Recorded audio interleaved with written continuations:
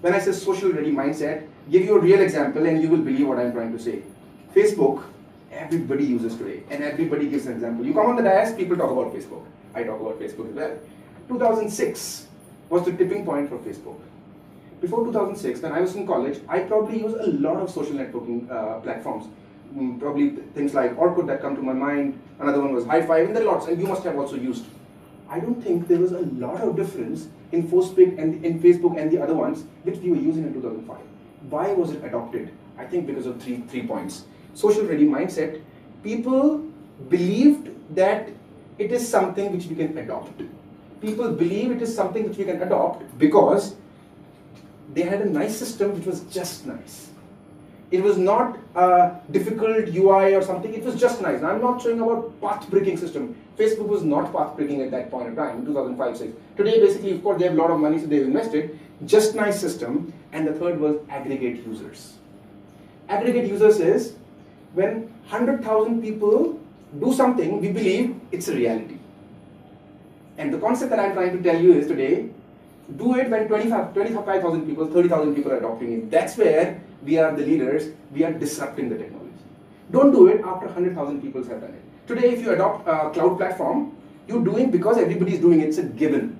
So you do not add a lot of real value to your organization because of course, everybody is doing it. If you don't do it, you're not smart enough. That's why you will do software as a service adoption. You will do Amazon Web Service adoption rather than buying 100 servers in your data center.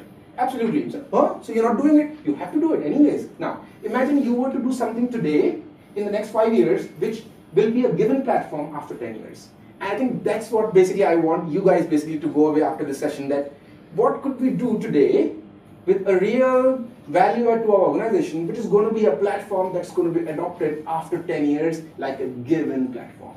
And again, the topic that basically I'm talking about, future workforce, which is the topic of the entire forum today and tomorrow, but the aspect is, I'm using this word basically, lean workforce, which is virtual workforce. And again, the concept that basically, I will just keep going between these slides so that it is easier. You can actually get embedded into it, that basically this is something which, what is the topic of the whole agenda, and then whether it basically gels into your mind or not. And then basically I keep giving you examples so that you can connect it together. So I'm talking about aggregate users, which is 100,000 people have adopted it, and you will adopt it anyhow. I'm talking about a system which is just nice. Of course, there has to be a worldwide adopted standard modern UI, modern algorithm-based system which can do it actually. Take example of Facebook basically, which was adopted, and not Hi5 and not Orkut was adopted. And the first topic was social ready mindset. Now, in 2025, imagine when we have this adopted technology of lean workforce, what we should be doing from today for the next 10 years in terms of making that platform adoption ready from both the aspects. One is from the corporates who are the consumers for it.